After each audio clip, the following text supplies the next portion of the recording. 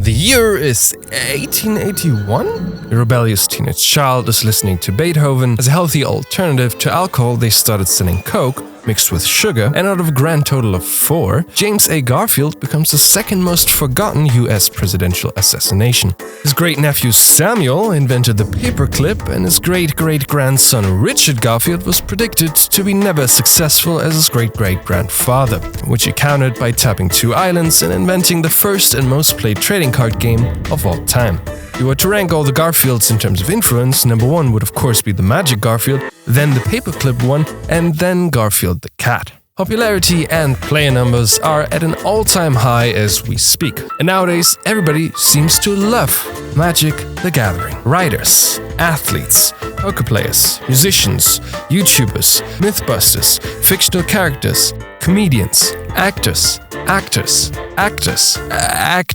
and except for maybe Hasbro, everybody loves Magic the Gathering. But that didn't always used to be the case, as this innocent little card game made more enemies along the way to success as your average local politician. And it all started in Richard Garfield's childhood, as his family lived in many different countries such as Nepal and Bangladesh, where Richard didn't speak the language. But he was still able to get along with the kids of his age through the universal language of games, especially card games. He started creating his own little games since he was 13 years old when his family moved back to the States. One game of which was called Robo-Rat, a board game which he tried to get a publisher for at the start of the 90s. He was introduced to Peter Atkinson of Wizards of the Coast and said, "Look, I've got this really cool board game you should publish. Your board game is pretty complex. 2 sets of cards, 5 different boards, figurines, markers, tokens, 8 player mats, 16 Fabergé eggs, an hourglass timer, and a complicated rulebook?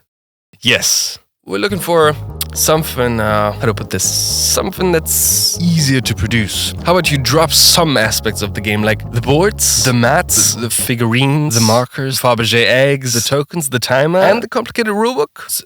So just cards?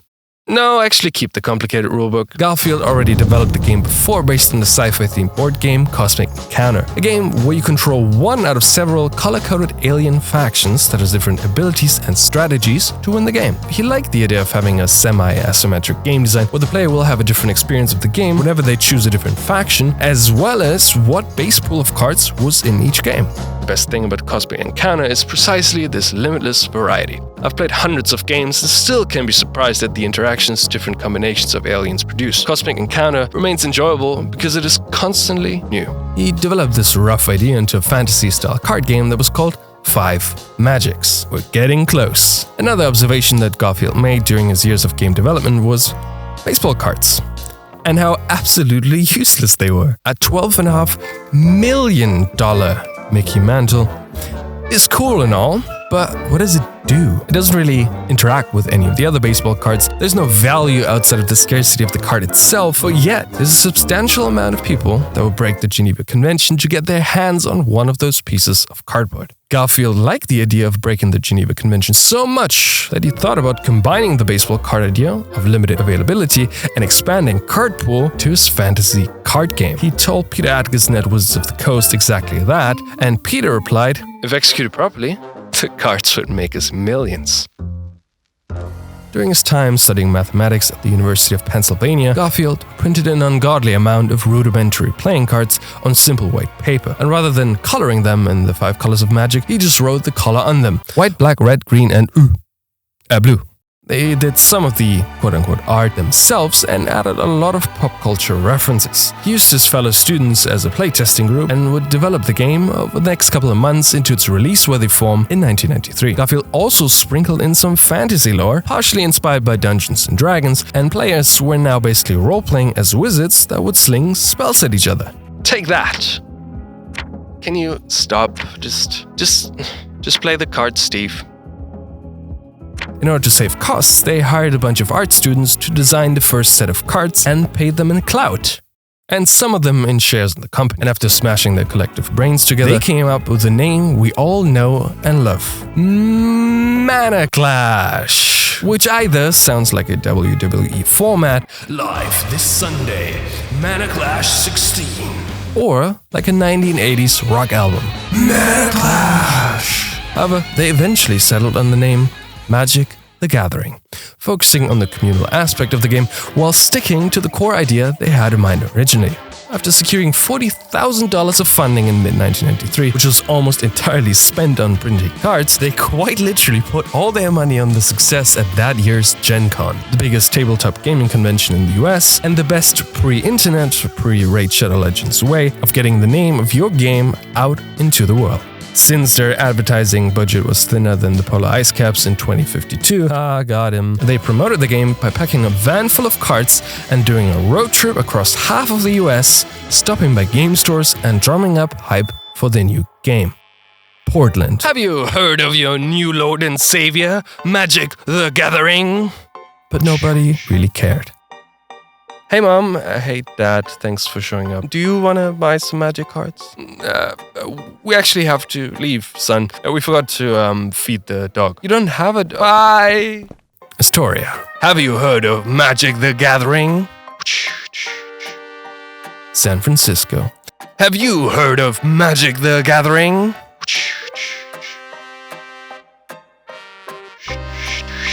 No, but it sounds pretty cool.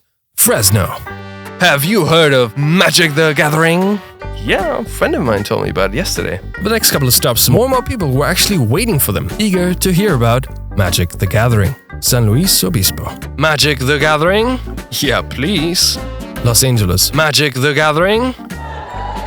It was like we were watching it spread in real time. By the time they hit Albuquerque, more than 50 people waited for them. Some even videotaped the van as it arrived. This is according to Peter Atkinson. I couldn't find footage of that, but if you have that footage, if you were one of those people, please send it to me. I would be very interested in seeing that. Atkinson said it was like being rock stars. When they eventually rolled up at Gen Con in August 1993, there were droves of people waiting at the Magic the Gathering booth, just waiting to be able to purchase some cards. And finally, play the game themselves. It truly was an unexpected windfall. They sold out every single one of the 2.5 million cards they had printed, and so they printed more cards and released their first expansion, Arabian Nights, before Christmas 1993. Arabian Nights took the classic fantasy themes of Magic on a detour through 1001 nights in medieval Arabia, with some classic Middle Eastern things such as war elephants, flying men, pyramids, Aladdin's shisha buddy Ali from Cairo, deserts, stone-throwing devils, and jihad.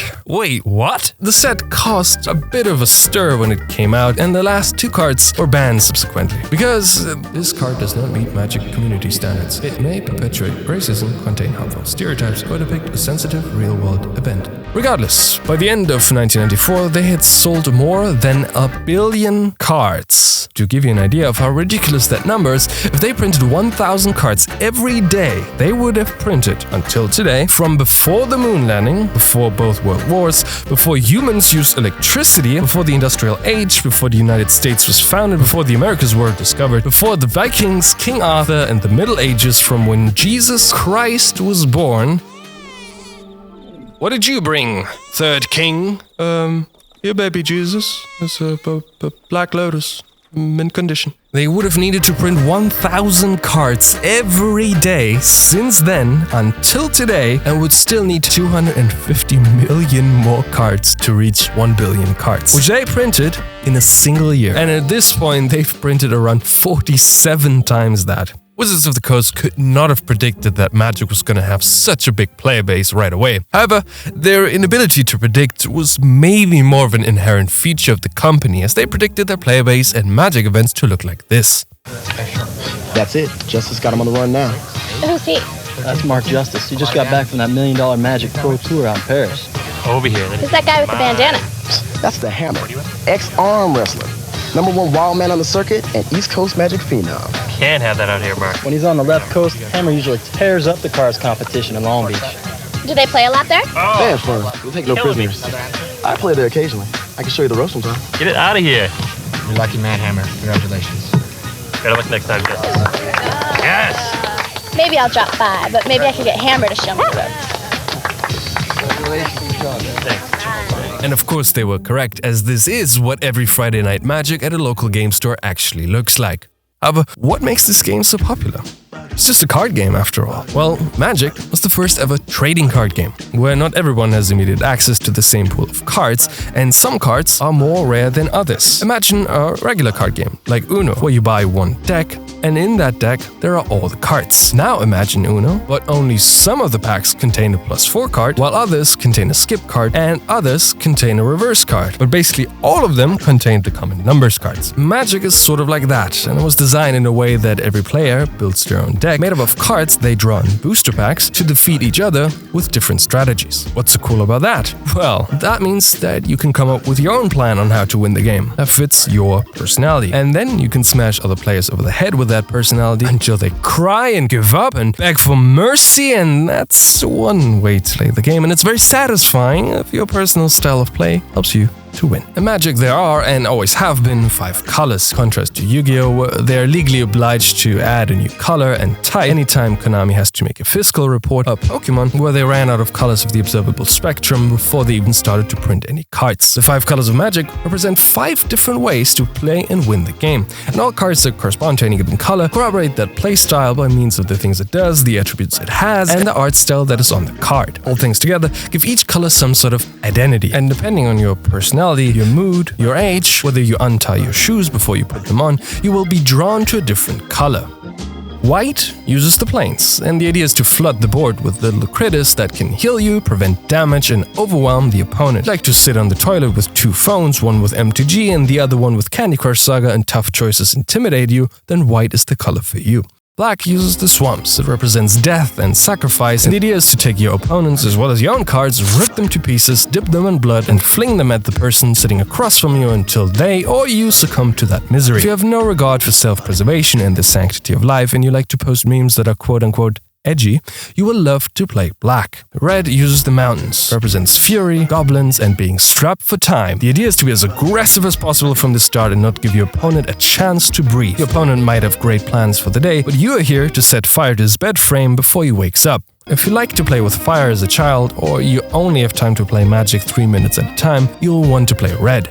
Green uses the forests, represents life, nature, and oh my god, is that Godzilla? The idea is to play a whole lot of nature's metal and stomp the opponent to death with big creatures and overwhelming strength. If you're the type of person that loves to say, deal with it, or I have the same toy but mine is bigger, you will love to play green. Lastly, blue uses the islands, and the idea is to do nothing on your turn and to say nope to whatever your opponent does in theirs. It really isn't enough that your opponent concedes. A blue player only truly wins if the opponent questions whether playing Magic is still the right thing for them to do. If you take pleasure from destroying other people's fun and like to say the phrase, how about no you don't, you will love to play blue. Of course, you can also play the main colors in different combinations, which is a lot harder to pull off initially, but it has the potential to be a lot stronger later on. However, playing a 5-color deck is basically akin to building a house of cards while your house is on fire. So choose wisely.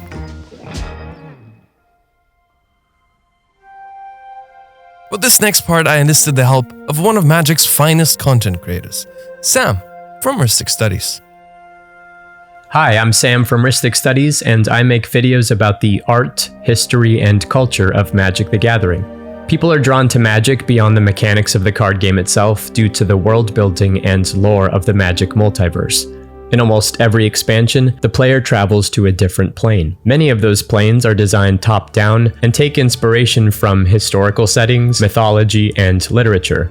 Beyond the more traditional fantasy themes of Magic's original plane Dominaria, and the subsequent set Arabian Nights, which was inspired by the stories in the 1001 Nights, Magic expansions have immersed players in feudal Japan, Norse mythology, the Jurassic period, Egyptian and Greek mythology, steampunk, the Ice Age, Lovecraftian horror, Gothic horror, Celtic mythology, cyberpunk, 1920s Art Deco, and many more.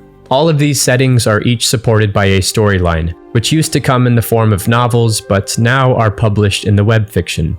The art direction on the cards correspond to the main theme of the set, while the card names and card effects represent characters and events in the story. All of these elements work together to immerse the player in a rich fantasy setting, one that makes Magic stand out among other card games. Thank you, Sam. And if you are interested in just about anything related to Magic the Gathering, from the competitive scene over art and themes to this weird flower card that everybody keeps raving about, please check out Rhystic Studies here on YouTube. Link is in the description. The game became very addictive from the get-go as people tried to find the best strategy with each set of new cards, combined with the cards that are already out, to win local, regional, and world championships, which in the realm of fantasy games was something Magic also basically pioneered. In the beginning, game stores would often give out free decks to kids to show them how to play, because as any good meth dealer knows, the first hit is free. And Magic is basically like cardboard crack. However, crack arguably is a lot cheaper and better for your hygiene. At this point, you might ask, if Magic is so great, then why don't you and Magic get a room, Toast? Well, that's an easy answer. Because my doctor advised against selling my kidney. And you might also ask, what's the point of this video and where are all the haters? Well. Strap in. Criticisms. You know how I said that some cards are more rare than others? The reason I said this is A, I have a hard time pronouncing the word rarer, and B, some cards are less common than others. And a rule of thumb is the more rare a card is, the better it is. Wait, but that's pay to win. I mean, technically, yeah, but the cards are so rare, nobody's ever going to be able to collect all the rare cards and make a deck out of them. Right? Garfield and Wizards of the Coast underestimated the popularity of the game, and that whole secondary markets would open up to buy, sell, and trade Magic cards. One way they thought the game would balance out was literally, if you start winning over and over again with one deck, everybody hates you and nobody wants to play against you anymore. And so by means of social coercion and intimidation, you stop playing the deck, which works in a small dysfunctional friend group, but not really if you compete at a world championship. I'm not gonna play against you. Well, then you lose. No. Is that a vibrator? Generally, you can only play cards from the last 2 years at a championship, so you have to buy a whole lot of cards to be anywhere near competitive. The themes were sometimes also not everyone's cup of tea. In the last waves of this Satanic panic, Magic was in the crossfire because it included things such as demons, unholiness, pentagrams, and summoning, and anything a mid-90s Christian mom would mistake for Satanism. He came home one day and asked his mother about Magic the Gathering and said that the teacher had decided to use Magic the Gathering, this card game, as a new and exciting way to teach mathematics in school, in their class. And they even formed what was called a Magic Club, and that all the kids were part of this Magic Club. Well, the mother said, well, you're not going to become a part of that. You're not going to be in that. But one of the kids had given him one of the cards. And that card he showed to his mother. And that card was called Necromancer. And on that card it showed spiritual beings actually being risen up out of the ground, out of their grave. And then he asked his mother, what does summon mean? And she said, why do you ask that? And she said, he told her, he said, because all the kids on recess go outside on the school grounds, pick up huge sticks, wave them in the air and say, spirits, enter me. Oh yeah, I forgot. The classic opening for every match of Magic. In Yu-Gi-Oh! It's time to duel. And in Magic it's spirits enter me.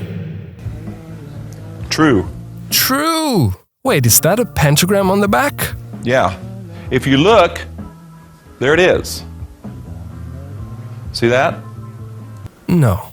Wait, is that a mark from a ballpoint pen you accidentally printed on every one of 47 billion cards?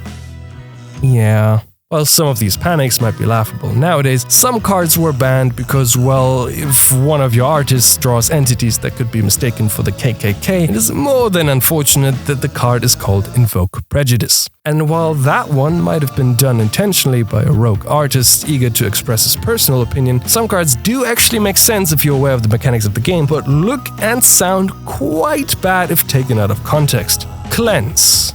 All black creatures are destroyed. Yeah, imprison. Yeah, unfortunate artwork. Pradesh Gypsies. Unfortunate name, but it was the 90s. Crusade. All white creatures gain +1/+1. That's an unfortunate combination of things. Jihad. Difficult topic. Yep, this is a difficult topic. Stone-throwing devils. unfortunate if the theme of the set is the Middle East. Shortly after releasing the cards around 1994, Wizards recognized the offense they would cause and swiftly banned the cards in the summer of 2020. Besides banning some cards, Wizards also pledged to never reprint certain cards by introducing the controversial reserved list, which is why super mega powerful cards like the Black Lotus are now going for hundreds of thousands of dollars. Collectors obviously love that, while players absolutely hated it, sparking the age-old discussions of what is more important in a collectible card game, the first word or the last word. South Park hated it because Comedy Central forced them to do an ad bumper for Magic in 1997. This program is brought to you by Magic the Gathering, the trading card game of strategy and imagination. You might have overheard it, but if you listen closely, you can hear what Trey Parker and Matt Stone thought of the game.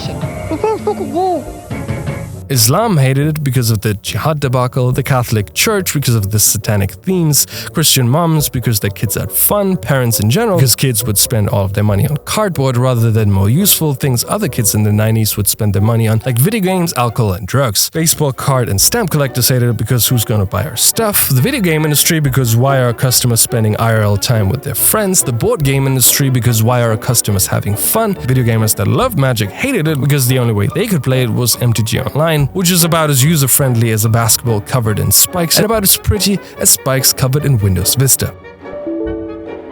And about as stable as Vista too. Dungeons & Dragons hated it because Magic stole the part of the player base that liked the combat mechanics more than role-playing, forcing their parent company to go bankrupt and be bought by Wizards of the Coast. D&D players because their friends would rather sling imaginary spells at each other rather than fake British accents. News networks hated it because they were concerned for all the children and all the controversies. Oh wait, they actually love that stuff. Completionists hated it because you can't complete a collection without committing 12 different crimes on 5 different continents. People that don't salivate hated it because it takes 487 licks to get to the center of a Magic card. The Amazon hated it because its forests were made into forests. Satanists hated it because now everybody thought they were nerds. The Smurf probably hated it, and every gamer hates it because Magic's booster packs were the inspiration for Electronic Arts when they invented the modern-day loot box with the introduction of Ultimate Team in FIFA 09.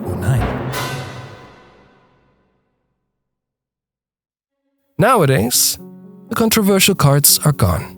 The satanic panic is over. D&D and the video game industry are doing better than ever. Board games have stepped it up a couple of notches. Amazon now loves selling forests. Kenny and South Park love it. They managed to make a polished-looking video game with more players than ever. And just like the stock market, Richard Garfield's Magic the Gathering remains a popular fantasy game with a lot of lore, legendary creatures, and a bunch of convoluted, made-up rules that burns a hole in our wallet. And we absolutely love it. Wait, $1,000 booster packs? So let's go back to Pokemon.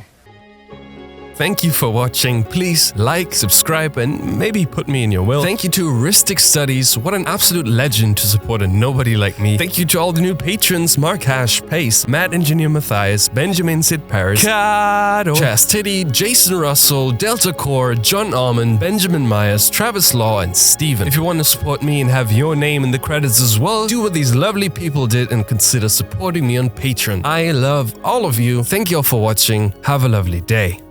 Next video will be out sooner, I promise. So when's Magic 2 coming out?